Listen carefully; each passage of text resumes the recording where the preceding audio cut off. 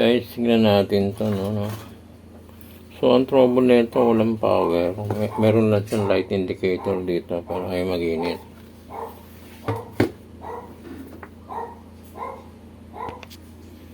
So, guys, nakurap yung unang video. Yung kalahati lang sa rating ko, pakita ko sa inyo. Kasi mahalaga yung pagbukas nito para makita nyo dito. Yan, itong pagbukas niya, no? Medyo may kahirapan ang bukas nito, hindi mo alam kung saan sisikwat yun. Kaya ito na, para hindi na masayang ang oras. Yan, bago sa natin yan, sunod natin ito. Kati natin ito. May 2 tornilyo dito. Yan.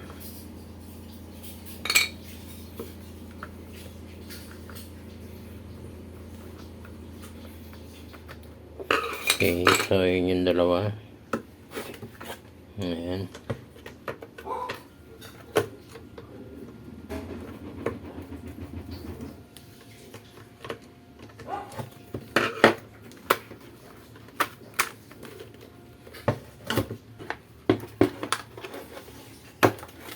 Yun. Okay. So, ito pa isang tornilyo. Yan.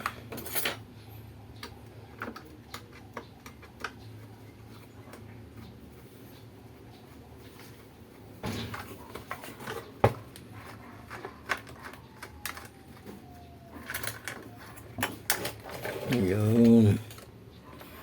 So, maliwanag. Baba na natin dyan.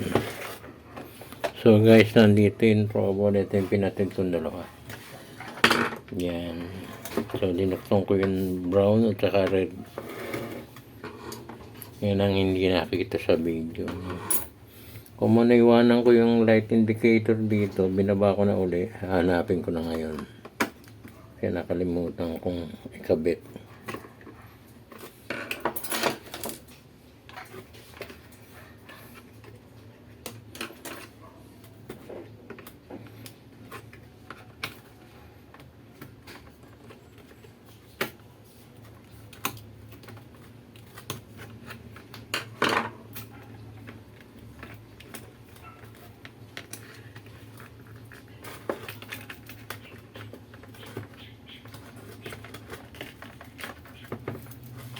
Yan. Hanapin natin yung light indicator. So, okay guys, no? Guys, ito yung pinutol ko dito. Yung brown and red. Dito ko dinuktong sa brown and red.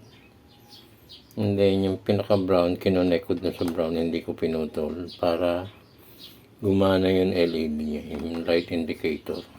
Kasi pag dito ko pinutol at walang supply ito, hindi gagana itong ano niya. May control pa naman siya at saka mayroon pang fuse yan. May thermal fuse. Ito mayroon pa siyang selection.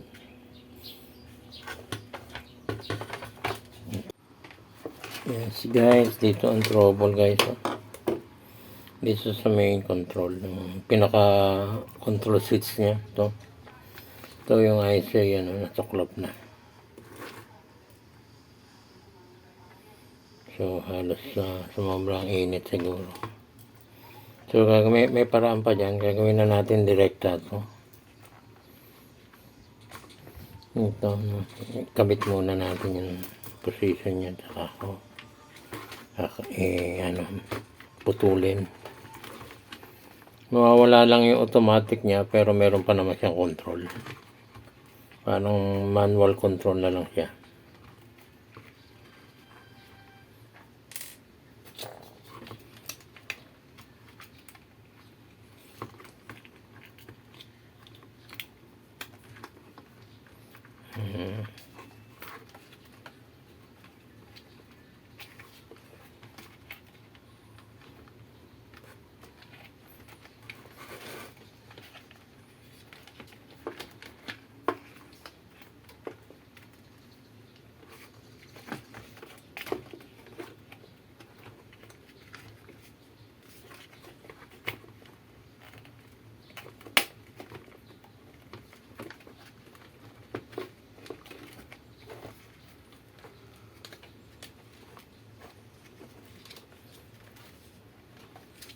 Okay. Balik natin yung tornilyo.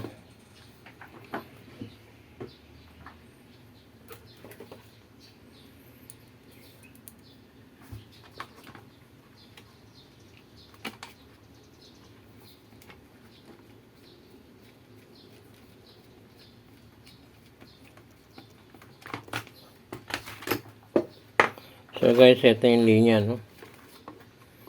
Yung blue niya, tsaka yung blue naka-neutral.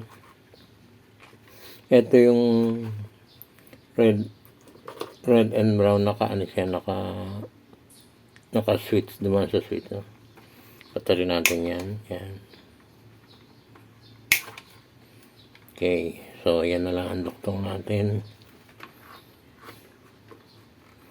Ibit na lang natin dyan. Yan. And then, lagyan na lang natin siya ng tape. O kaya yung, ano rin, yung, tingnan natin kung may twister pa tayo dito.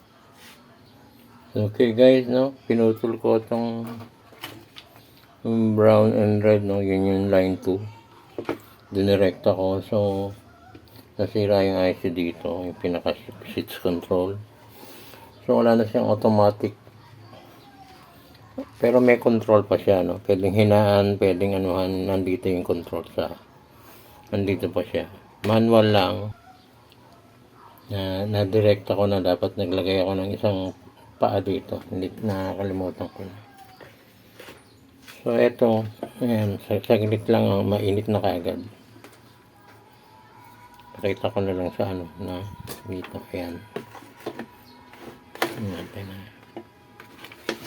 Switch ko dito.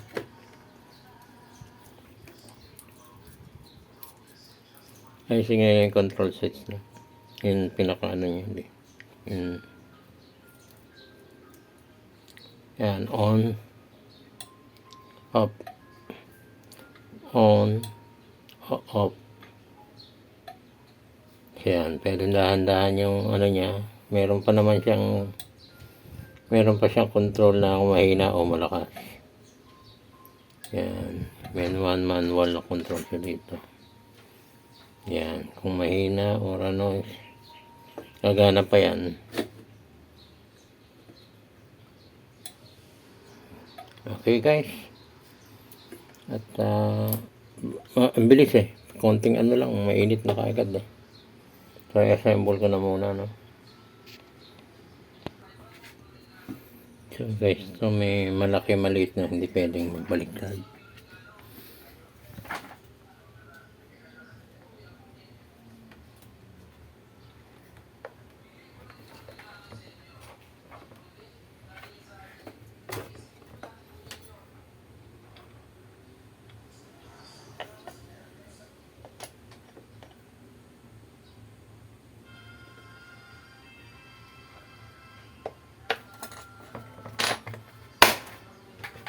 Okay. Diyan, itong dalawang tornilyo dito.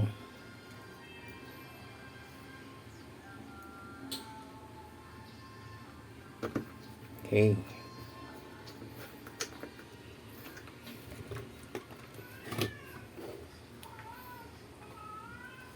Use. Saktong tornilyo, sakto.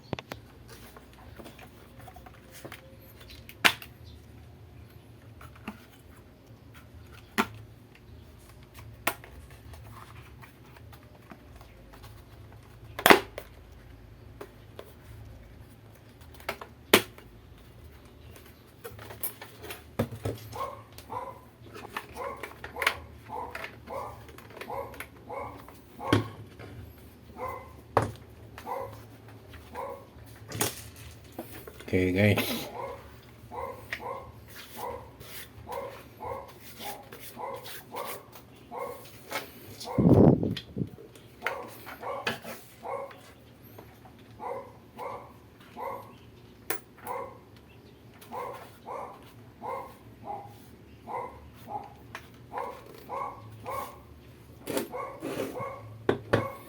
testing natin.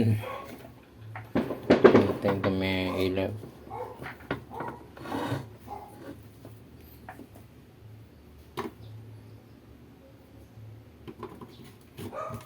Okay, yung power siya. Yung, wow, init. Bilis. Okay na guys, mainit na. Hindi ko na kayang hawakan. Ito.